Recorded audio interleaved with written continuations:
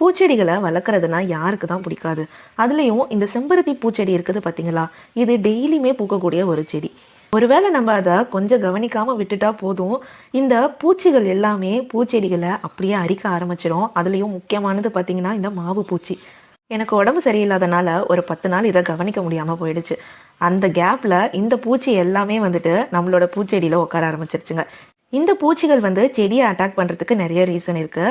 ஆனால் எறும்புகள் இருந்துச்சுன்னா அது ரொம்பவே ஸ்பீடாக ஸ்ப்ரெட் ஆக ஆரம்பிச்சிடும். இந்த மாவு பூச்சியை எறும்புகள் என்ன பண்ணும், அப்படியே தூக்கிட்டு போய் ஒரு ஒரு இடமா வச்சு வச்சு ஸ்ப்ரெட் பண்ண ஆரம்பிச்சிடும். இதில் ஒரு வகையான இனிப்பு கலந்த ஒரு திரவம் மாதிரி வரும்.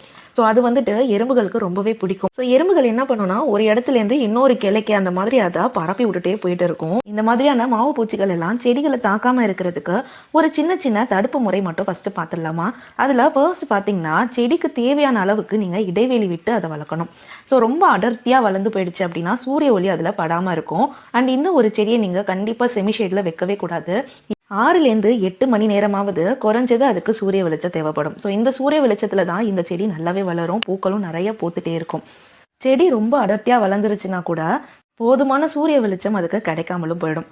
அதுபோல் ஏதாவது ஒரு கிளையில சின்னதாக ஒரே ஒரு மாவு பூச்சி வந்தால் கூட அடர்த்தியாக இருக்கிற மொத்த செடியையுமே அது வீணாக்கிடும். எல்லா இடத்துக்கும் பரவிருச்சுன்னா இலையோட கலருமே மொத்தமாக மாறி போயிடும். நல்லா பச்சை பசேன்னு இருக்கிறதெல்லாம் என்ன மாதிரி ஆயிடுச்சுன்னு பாருங்களேன். அப்படியே மஞ்சள் கலரில் ஒரு மாதிரி ஆகிடும். இந்த பூச்சி அரிக்கிறனால தான் இதோட கலருமே சேஞ்ச் ஆகிடுது. ஸோ ரொம்ப புதர் மாதிரி வளர்ந்துருச்சு அப்படின்னா அதை கட் பண்ணி விட்டுருங்க. ஸோ இந்த மாதிரி நம்ம கிளையை கட் பண்ணி விடுறதுனால புது கிளைகளும் நல்லா வளர ஆரம்பிக்கும். அதுக்கு போதுமான இடைவெளியும் அதுக்கு கிடைக்கும். இது மாதிரி நீங்கள் பக்கத்தில் கூட செடிகளை ரொம்ப நெருக்கமாக வைக்கக்கூடாது. அந்த மாதிரி வச்சா கூட இந்த ஒரு பூச்சி அடுத்த செடிகளையுமே ஸ்பாயில் பண்ணிடும். ஸோ அதனால் இந்த மாதிரி பூச்செடிகள்லாம் வைக்கும் போது ஒரு செடிக்கு இன்னொரு செடிக்கு கொஞ்சம் கேப் விட்டு வைங்க. அதுக்கப்புறமா செடிகளை கட் பண்ணி விட்டுட்டே இருங்க. ஸோ இந்த மாதிரி கட் பண்ணி விடும்போது உங்களோட செடியோட க்ரோத் ரொம்பவே நல்லாயிருக்கும். அண்ட் இன்னொன்று பார்த்தீங்கன்னா, எறும்புகள் வைக்காமல் இருக்கணும். எறும்பு நிறைய பிடிச்சிருச்சுன்னா கூட உங்களோட செடி மொத்தமாக காலி. ஒரு 15 நாளைக்கு ஒரு தடவை பெருங்காயத்தூள் அப்படி இல்லைன்னா பட்டைத்தூள், இது ரெண்டுத்தில் ஏதோ ஒன்று எடுத்துக்கிட்டு மண்ணில் தூவி விட்டிங்கன்னா எறும்பு வராமல் இருக்கும். அண்ட் இப்போ நம்ம இந்த பூச்சியை எப்படி தடுக்கலாம், மாவு பூச்சியை தடுக்கிறதுக்கான வழியை பார்ப்போமா. நீம் ஆயில் இருக்குல்ல, வேப்ப எண்ணெய் எடுத்துக்கோங்க. ஈஸியாக கிடைக்கும், எல்லா டிபார்ட்மெண்டல் ஸ்டோர்லேயுமே கிடைக்கும். அப்புறம் நீங்கள் யூஸ் பண்ணுற பாத்திரம் கழுவுற லிக்விட், இதை மட்டும் இருந்தாலே போதும்.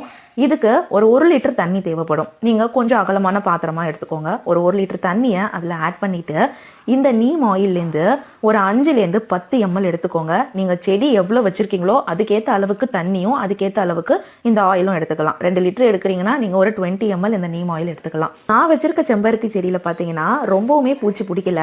ஸோ இப்போதைக்கு அங்கங்கே தான் இருக்குது. இது அப்படியே நான் பார்க்காம விட்டுட்டேன் அப்படின்னா ஜஸ்ட் ஒரு 1 வீக்கில் செடி மொத்தமுமே பிடிச்சிரும். அதுக்காக நான் ஒரே 1 லிட்டர் தண்ணி மட்டும்தான் எடுத்திருக்கேன். அதுக்கு ஒரு 5 to 10 ml இந்த நீம் ஆயில் எடுத்திருக்கேன். இதுக்கு ஜஸ்ட் 2 ட்ராப் மட்டும்தான் நான் விம் லிக்விட் எடுத்திருக்கேன். நீங்கள் எனி லிக்விட் யூஸ் பண்ணுறீங்களோ அதில் 2 ட்ராப் மட்டும் போதும், ரொம்பவும் போட்டுறாதீங்க.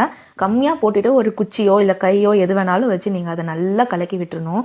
ஸோ இதை எந்த அளவுக்கு கலக்கி விடுறீங்களோ அந்த அளவுக்கு இது நல்லா ஸ்ப்ரெட் ஆகிடும். ஸோ ஆயில் அந்த அளவுக்கு தண்ணியில் மிக்ஸ் ஆகாது இல்லையா, அதனால நல்லா கலக்கி விட்டுருங்க. இப்போ உங்ககிட்ட இருக்கிற ஏதாச்சும் ஒரு பாட்டில், வேஸ்ட் பாட்டில் ஏதாவது வச்சுருந்தீங்கன்னா அதில் இந்த தண்ணி ஆட் பண்ணிக்கோங்க. அப்படி இல்லைனா ஸ்ப்ரே பாட்டில் இருந்தால் அதில் கூட நீங்கள் இதை ஆட் பண்ணிக்கலாம். நான் கொஞ்சமாக தான் பூச்சி இருக்கிறதுனால நான் கை வச்சு அதை க்ளீன் பண்ணி எடுத்துட்டேன். இப்போ அந்த க்ளீன் பண்ணி எடுக்கும் போது அதுலேருந்து ஒரு மாதிரி வேக்ஸ் மாதிரி வந்துச்சு. ஸோ இந்த மாதிரி க்ளீன் பண்ணி எடுத்துட்டா மொத்தமாகவே போயிடும் அது. இல்லைனா அது போகிறதுக்கு கொஞ்சம் டைம் எடுக்கும். அப்படி உங்களுக்கு கை வைக்க அருவருப்பாக இருக்குது அப்படின்னா கூட நீங்கள் ஸ்ப்ரே பாட்டிலில் நல்லா ஃபோர்ஸாக அடித்து விடணும். ஃபோர்ஸாக எடுத்து நல்லா ப்ரெஸ் பண்ணி விட்டிங்கன்னா அந்த பூச்சியில் மேலே இருக்க வேக்ஸ் எல்லாம் ஃபஸ்ட்டு வந்துடும். வந்ததுக்கப்புறம் அந்த பூச்சியுமே செத்து போயிடும். இது அப்படியே கண்டினியூஸாக 2 to 3 days பண்ணிகிட்டே இருங்க.